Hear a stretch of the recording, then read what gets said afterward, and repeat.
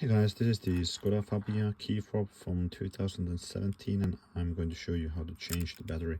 This is a Skoda key fob, but similar ones can be found on Seat and the Volkswagen cars. Let's first open this key and then you can use a large screwdriver to pry this open.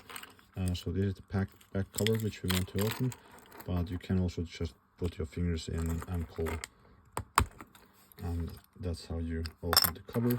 So you need a CR2025 battery for this, and you need a small screwdriver.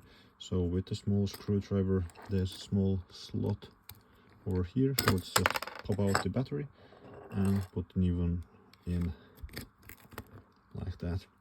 And now we can put the cover back in and just snap it in place.